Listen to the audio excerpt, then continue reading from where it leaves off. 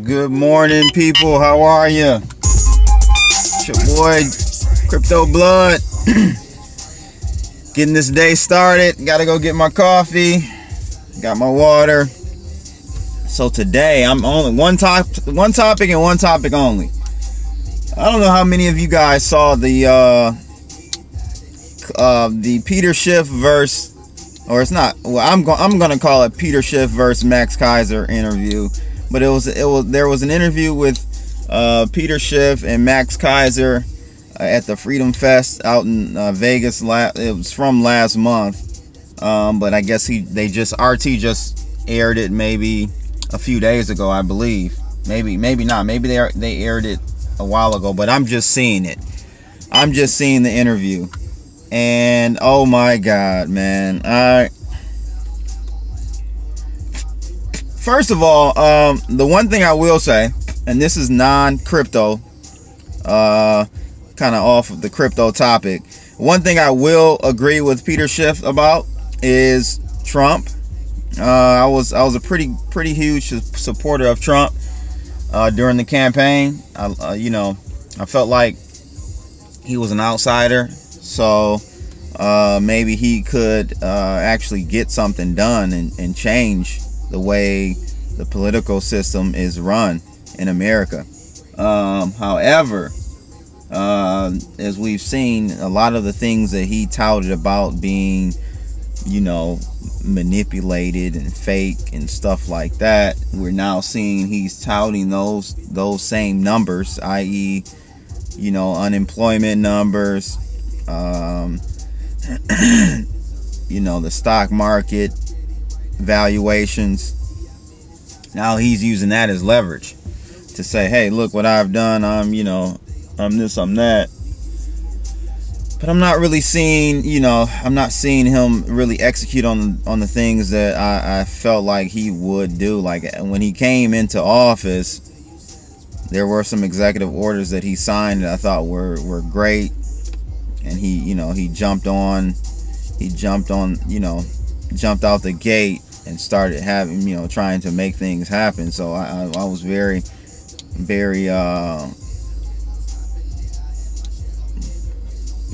very optimistic about what he was going to be able to do for America. Make it great again? Probably not. It's just the system is too big. It's just like a train. Like the momentum is going in one direction. One person won't be able to change it or slow it. May be able to slow it down, but definitely not change course. But anyway, I digress a little bit. That's the only thing that I agree with Peter Schiff on. But this interview, and I'll link it in the description of this video below. This interview is just atrocious. He offended me as a millennial, and I wonder if he actually saw one of my videos, because he kind of sneak dissed at the end about millennials, being dumb and lucky as far as them picking cryptocurrencies. They're not smart, and they're dumb. Come on, man. The night I read an article about Bitcoin on Zero Hedge was the night I purchased back in 2013, because I immediately saw how this was going to change the world. It's nothing about luck at all. I understand financial markets, and I understand the tech realm as well. So for him to say that millennials, maybe some of the newer people are in it just because of the wave, but whatever, it doesn't matter. Once they get into the community of cryptos and they start actually using it, then they see why and how this technology is going to change the world for the better. So even any newcomers, I'm not even going to put them in the luck category, man. It's just opportunity. They were prepared to purchase when the opportunity was handed to them. So shout out to my newcomers as well, to the crypto community. F Peter Schiff, man. I don't want to put it any other way. But so yeah, so the interview first, you know, he's saying that people have been getting excited about cryptos in the last year. No.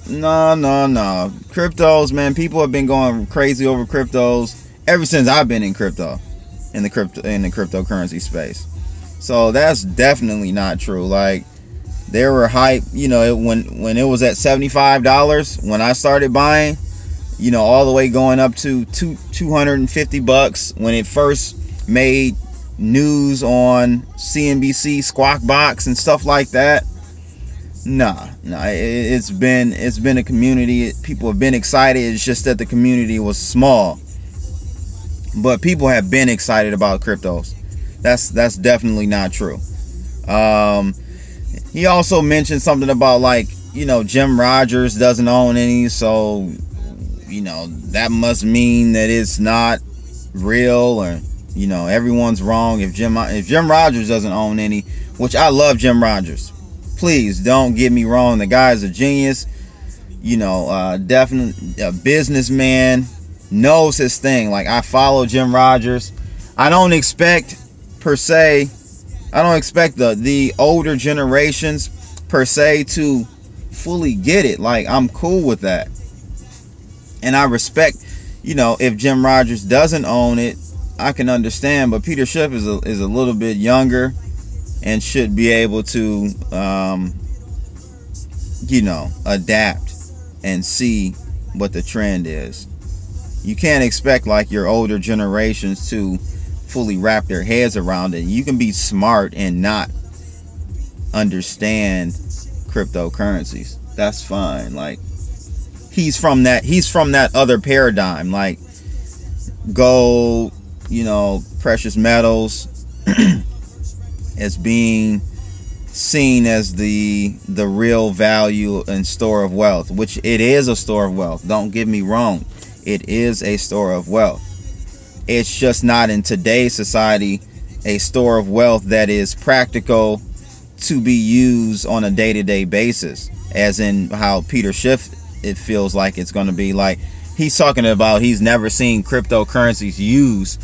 What do you mean? Like, dude, I have ATMs all around the city. People use Bitcoin all the time. People use it online. I've never seen one person use gold or silver. I've never gone into a gas station and seen anyone use yeah, let me get 10 on 5.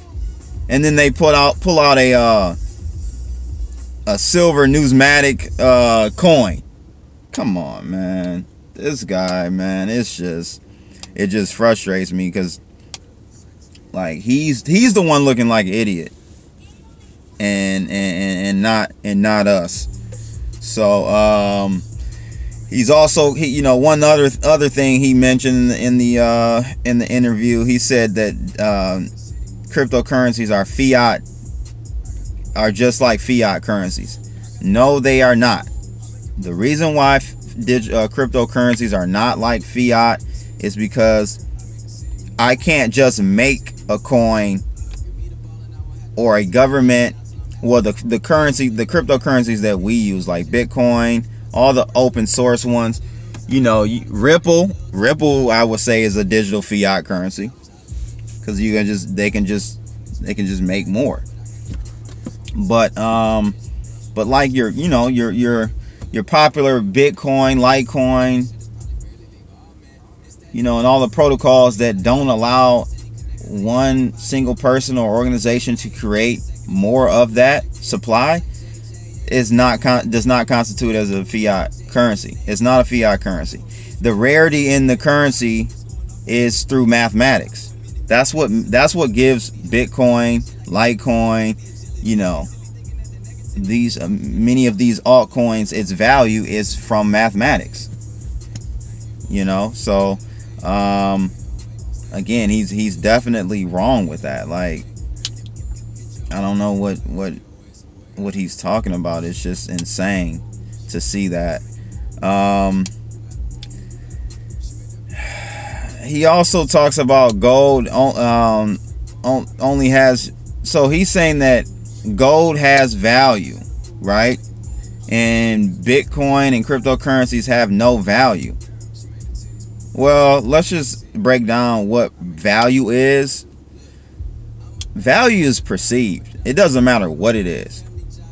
It can be a tree, my cigar, doesn't matter. Value is placed on an object when one or more than two people come to an agreement on that value. So gold technically has no value. I can't survive off gold as far as eat it for nutritional value. You know what I mean? I can't start a fire with gold to cook food or anything like that. It doesn't have value until its value is placed on it. So it doesn't have intrinsic value. You have to place value on everything. So the whole argument about what has value and what doesn't have value is nonsense. Anything can have value. You know what I mean? Like, look at those Beanie Babies from the 90s. Like, people put value on that crap, you know? And, you know, so everything can have value. And so evidently the market has placed more value on Bitcoin than gold. Now I will say I feel like gold is undervalued because of the current system that it's being priced in, which is the COMEX. We all, hopefully, you know, the users or viewers of this video understand that. I would assume you do. So I'm not saying that gold doesn't have any value, but I think even priced correctly, it probably would be lower than Bitcoin. I think the thing that really offended me the most was the fact that he said that millennials were just luck. It was luck, not anything else, not intellect that got people, the millennial generation, into cryptocurrencies, and those not even in the millennial era. So, you know, Peter Schiff, go back to Puerto Rico or wherever you from, man, or wherever you went, and leave us alone. It's your boy Crypto Blood. Make sure you definitely like, follow, and subscribe. I'm on Steemit. I'm on Instagram.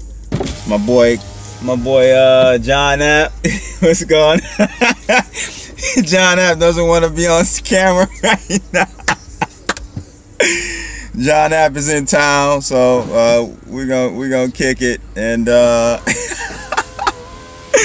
make sure you like, subscribe. I'm on it. Like I said, I'm on Steemit. I'm on Twitter. I'm on Instagram, and make sure you definitely join that YouTube. That Webbot room on Telegram. We're growing. We're just about at 600 people now, and we're having fun. It's your boy Crypto Blood.